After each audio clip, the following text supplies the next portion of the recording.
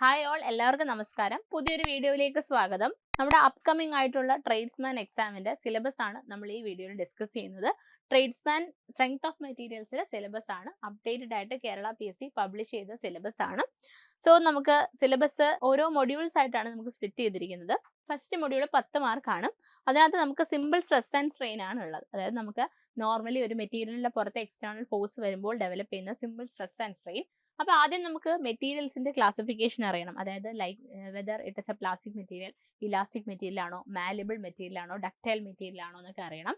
പിന്നെ അതിനുശേഷം ഇലാസ്റ്റിസിറ്റി എന്താണ്, സ്ട്രെസ് എന്താണ്, സ്ട്രെയിൻ എന്താണ്, type of strain, elastic limit, hooks law, stress strain curve, അതുപോലെ തന്നെ സ്ട്രെസ് സ്ട്രെയിൻ റിലേഷൻഷിപ്പ് വെച്ചിട്ടുള്ള സിമ്പിൾ പ്രോബ്ലംസ്, അതുപോലെ തന്നെ കോമ്പോസിറ്റ് മെറ്റീരിയൽസിൽ, അതായത് ഡിഫറെൻറ്റ് മെറ്റീരിയൽസിനകത്ത് അല്ലെങ്കിൽ ഡിഫറെൻറ്റ് ക്രോസ് സെക്ഷൻ വരുന്ന മെറ്റീരിയൽസിൽ നമുക്ക് സ്ട്രെസ്സസ് എങ്ങനെ ഡെവലപ്പ് ചെയ്യും, തെർമൽ സ്ട്രെസ്സസ്. ഇത്രയുമാണ് സിമ്പിൾ സ്ട്രെസ് ആൻഡ് സ്ട്രെയിൻ 10 മാർക്കിൽ നമുക്ക് പഠിക്കാനുള്ളത്. ഇനി മൊഡ്യൂൾ 2 എന്ന് പറഞ്ഞാൽ ഇലാസ്റ്റിക് കോൺസ്റ്റൻസ് ആയിരിക്കും. കൺസ്ട്രെയിൻസ് എന്നാണ് നമുക്ക് നമ്മുടെ സിലബസിൽ പറഞ്ഞിട്ടുണ്ടായിരുന്നെങ്കിൽ ഇലാസ്റ്റിക് കോൺസ്റ്റൻസ് ആണ് ഏറ്റവും കറക്റ്റ് ആയിട്ടുള്ള ടേം. 10 മാർക്കാണ് അതിനുള്ളത്. അപ്പോൾ അതിനകത്ത് നമുക്ക് ലോങ്ങിറ്റ്യൂഡിനൽ സ്ട്രെയിൻ എന്താണ്, ലാറ്ററൽ സ്ട്രെയിൻ എന്താണെന്ന് മനസ്സിലാക്കണം. പിന്നെ ഇവർ തമ്മിൽ കണക്ട് ചെയ്തിട്ടുള്ള പോയ്സൺസ് റേഷ്യോ എന്താണെന്ന് മനസ്സിലാക്കണം. ദെൻ വോളിമെട്രിക് സ്ട്രെയിൻ എന്താണെന്ന് മനസ്സിലാക്കിയതിന് ശേഷം അതിന്റെ റിലേഷൻ വരുന്ന ബൾക്ക് മോഡുലസ്, പിന്നെ ഇവരെല്ലാം തമ്മിലുള്ള റിലേഷൻഷിപ്പ്, ഡിഫറെൻറ്റ് ഈ ഒരു നമ്മുടെ ഇലാസ്റ്റിക് കോൺസ്റ്റൻസ് തമ്മിലുള്ള relationship, shear stress, modulus of rigidity. അതായത് നമ്മുടെ ഇലാസ്റ്റിക് കോൺസ്റ്റൻസ് എല്ലാം മനസ്സിലാക്കുന്ന മൊഡ്യൂളാണ് മൊഡ്യൂൾ 2. അതിനും 10 മാർക്കാണ്.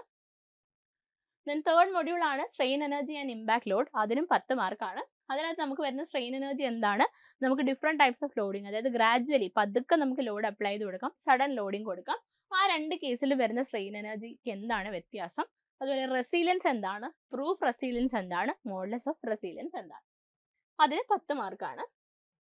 Then next centre of gravity 10 മാർക്കാണുള്ളത്. Centre of gravity moment of ഇനേർഷ്യയും കൂടെ ചേർത്തിട്ടാണ് നമുക്ക് ഈ മൊഡ്യൂളിൽ 10 മാർക്ക്.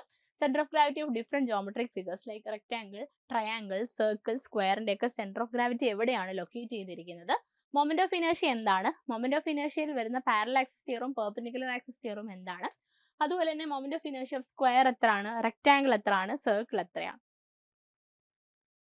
ദെൻ മൊഡ്യൂൾ 5 എന്ന് പറയുന്നത് ഫ്രെയിംഡ് സ്ട്രക്ചേഴ്സ് ആണ്. അതും 10 മാർക്കാണ്. അതിനകത്ത് നമുക്ക് ഫ്രെയിമിന്റെ ഡിഫറെൻറ്റ് ക്ലാസിഫിക്കേഷൻ ഉണ്ട്. പെർഫെക്റ്റ് ഫ്രെയിം എന്താണ്, ഇംപെർഫെക്റ്റ് ഫ്രെയിം എന്താണ്, ഇംപെർഫെക്റ്റ് ഫ്രെയിമിൽ തന്നെ ഡെഫിഷ്യൻറ്റ് ഫ്രെയിം എന്താണ്, റിഡൻഡൻറ്റ് ഫ്രെയിം എന്താണ്, അതുപോലെ തന്നെ റിയാക്ഷൻസ്, നമുക്കൊരു സപ്പോർട്ടിൽ എത്ര റിയാക്ഷൻസ് വരും, എന്താണ് റിയാക്ഷൻസ്, അതൊക്കെയാണ് ഈ 10 മാർക്കിൽ ഇൻക്ലൂഡഡ് ആയിട്ടുള്ളത്. Then shear force and bending moment of beams 10 മാർക്കാണുള്ളത്. അതിനകത്ത് ടൈപ്പ് ഓഫ് ബീം ഉണ്ട്, type of loading, shear force and bending moment of different type of beams, അതുപോലെ തന്നെ ബെൻഡിങ് സ്ട്രെസ് എന്താണ്, പോയിന്റ് ഓഫ് കോൺട്രാഫ്ലക്ഷൻ എന്ന് പറഞ്ഞാൽ എന്താണ്, theory of simple bending equation, ഇതെല്ലാം കൂടെ ചേർത്തിട്ടാണ് 10 മാർക്ക് നമുക്ക് ഈ മൊഡ്യൂളിലുള്ളത്. ഇനി അടുത്ത മൊഡ്യൂൾ എന്ന് പറഞ്ഞാൽ ഡിഫ്ലക്ഷൻ ഓഫ് ബീംസ് ആണ്. അതും 10 മാർക്ക് തന്നെയാണ്. Deflection of beams, deflection of composite beams, അതുപോലെ തന്നെ fixed beam, continuous beam, direct stress, bending stress, ഇതെല്ലാമാണ് നമുക്ക് നമ്മുടെ ഡിഫ്ലക്ഷനകത്ത് 10 മാർക്കിന് പഠിക്കാനുള്ളത്.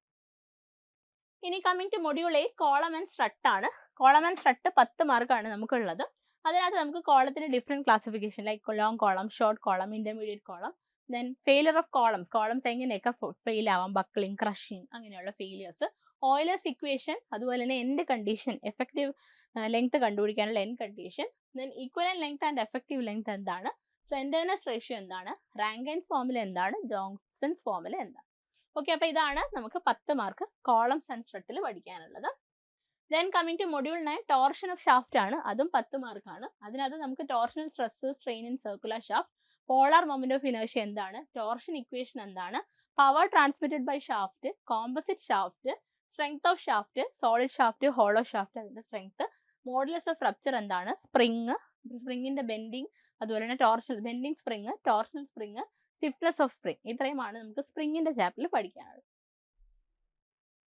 ഓക്കെ, ഇനി മൊഡ്യൂൾ 10 എന്ന് പറയുന്നത് മെക്കാനിക്കൽ ടെസ്റ്റിംഗ് ഓഫ് മെറ്റീരിയൽസ് ആണ്. അതും 10 മാർക്ക് തന്നെയാണ് നമുക്കുള്ളത്. അതിനകത്ത് മെക്കാനിക്കൽ ടെസ്റ്റിംഗിനകത്ത് ഹാർഡ്നെസ് ടെസ്റ്റ് വരും, ടെൻഷൻ ടെസ്റ്റ് വരും, കംപ്രഷൻ ടെസ്റ്റ് വരും, ഷിയർ ടെസ്റ്റ് വരും, bending test, torsional test, impact test, buckling of long column test, fatigue test, ഇത്രയും ടെസ്റ്റുകൾ കംപ്രൈസ് ചെയ്ത് 10 മാർക്കിനാണ് ചോദ്യങ്ങൾ ഉണ്ടാവും. ഓക്കെ, അപ്പോൾ ഇത്രയുമാണ് നമ്മുടെ ട്രേഡ്സ്മാൻ സ്ട്രെങ്ത് ഓഫ് മെറ്റീരിയൽസിന്റെ സിലബസ്. ഓരോ മൊഡ്യൂളിലും 10 മാർക്ക് വെച്ച് 10 മൊഡ്യൂളാണുള്ളത്. Totally 100 marks. വളരെ സിമ്പിളായിട്ട് സ്ട്രെങ്ത് ഓഫ് മെറ്റീരിയൽസ് മാത്രം ബേസ് ചെയ്തിട്ടുള്ള ഒരു സിലബസ് ആണ്. നമ്മൾ ഇതിന് മുന്നേ AMV എക്സാംസിനൊക്കെ പ്രിപ്പയർ ചെയ്തവർക്ക് കുറേ സ്ട്രെങ്ത് ഓഫ് മെറ്റീരിയൽസിൻ്റെ പോർഷൻ അതുപോലെ കിടക്കുന്നുണ്ട്. അവർക്ക് കുറച്ച് യൂസ്ഫുൾ ആയിരിക്കും ഈ ഒരു എക്സാം എന്ന് പറയുന്നത്. ഇത് വേഗം നിങ്ങൾക്ക് പഠിക്കാനായിട്ട് സാധിക്കും. സോ നമ്മുടെ ക്വാളിഫിക്കേഷൻ അനുസരിച്ച് നിങ്ങൾ അപ്ലൈ ചെയ്തിട്ടുണ്ടെങ്കിൽ ഇന്ന് തന്നെ പ്രിപ്പയർ ചെയ്ത് കൊടുക്കുക. Thank you and all the best.